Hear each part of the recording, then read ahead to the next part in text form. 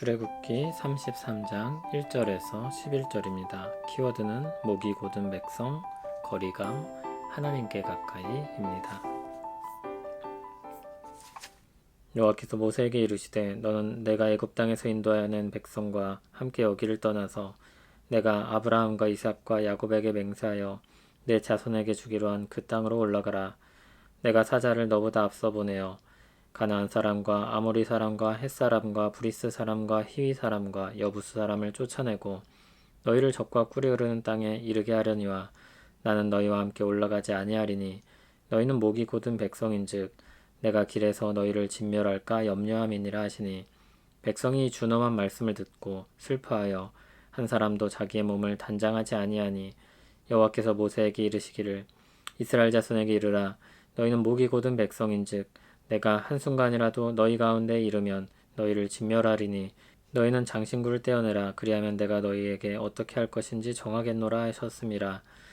이스라엘 자손이 호렙산에서부터 그들의 장신구를 떼어내니라.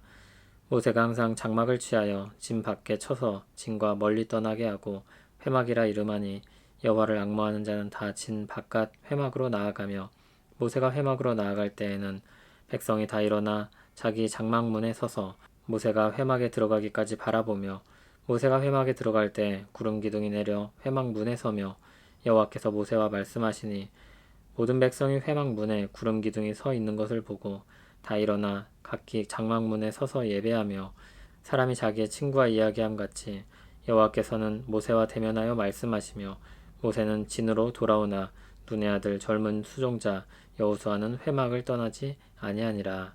아멘. 하나님은 이전에 말씀하셨던 언약을 다시 상기시키시며 모세에게 백성을 이끌고 아브라함과 이삭과 야곱에게 주기로 한 땅으로 인도하라고 하였습니다. 하나님은 사자를 앞서 보내시겠다고 말씀하셨습니다. 하나님은 그들과 함께 하시지 않으시겠다고 하셨습니다. 3절을 보면 그 이유가 나오는데 그들이 목이 곧은 백성이기 때문에 하나님이 그들과 함께 하신다면 그들을 진멸할까 염려하신다 하였습니다. 거룩하신 하나님이 죄 가운데 있는 백성과 함께 할 수 없기 때문입니다. 하나님께서 그들과 거리를 두시는 것입니다. 백성들은 이 말씀을 듣고 슬퍼했습니다. 몸을 단장하지 않았습니다. 이것은 슬픔의 표시며 회개의 표현입니다. 3절 5절을 보면 하나님께서 백성들을 향해 목이 곧은 백성이라고 하였습니다. 이 백성들의 모습은 마치 바로와 같았습니다. 그들은 회개하고 돌이켜야 하는 상태였습니다. 하나님의 명령을 따라 이스라엘은 순종하였고 장신구를 떼어냈습니다. 그리고 모세는 회막을 하나 세웠습니다. 성막을 짓기 전이므로 하나님께 나아가기 위한 임시 처소를 마련한 것입니다. 이 회막은 진 밖 먼 곳에 세워졌습니다. 여호와를 앙망하는 사람은 모두 회막으로 갔습니다. 거기서 모세가 회막으로 나아가는 것을 지켜보았습니다. 모세가 회막에 들어갈 때 구름 기둥이 내려 회막 문에 섰습니다. 그곳에 모인 모든 사람들은 하나님이 회막에 임재하시며 모세와 함께 한다는 것을 알 수 있었습니다. 10절을 보면 그곳에 모인 백성들은 다 일어나 하나님을 예배하였습니다. 모세는 회막 안에서 하나님과 대화합니다. 11절을 보면 그것이 얼마나 친밀한지 친구와의 대화 같았다고도 하고 대면하여 말했다고도 하였습니다. 하나님은 영이시기 때문에 대면하였다는 것은 하나님의 얼굴을 보았다는 말은 아닙니다. 하나님과의 가까움을 나타내는 표현입니다. 그렇게 모세가 하나님과 만나서 대화하였고 그렇게 모세가 하나님과 회막에서 만나고 진으로 돌아왔을 때 여호수아는 회막 문 앞에서 회막을 지키고 있었습니다. 죄는 하나님과의 관계를 멀어지게 합니다. 하나님은 그 백성들과 언약을 맺으시고 그들과 가까이 하셨었습니다. 그런데 그들이 범죄하여 하나님과 거리감이 생기게 된 것입니다. 오늘 본문은 하나님과 이스라엘 사이에 생긴 이 거리감을 잘 느껴지게 하는 사건입니다. 따로 떨어진 회막에서 모세를 통해서 말씀하고 그 밖에는 구름 기둥이 있고 또 여호수아가 지키고 있습니다. 하나님과의 관계가 멀어진 것입니다. 아담의 타락 이후 모든 사람은 범죄하여 하나님과 가까이 할 수 없었습니다. 그럼에도 하나님은 사람들을 계속해서 받아주시고 그들과 가까이 해주셨습니다. 하나님은 사람들을 찾아오셨고 그들에게 말씀하셨습니다. 그런데 계속해서 사람들은 범죄하여 하나님을 떠났습니다. 하나님은 계속해서 그런 그들을 향해 길을 열어주십니다. 로마서 10장 21절을 보면 순종하지 아니하고 거슬러 말하는 백성에게 내가 종일 내 손을 벌렸노라고 하였습니다. 계속해서 문을 열어주셨습니다.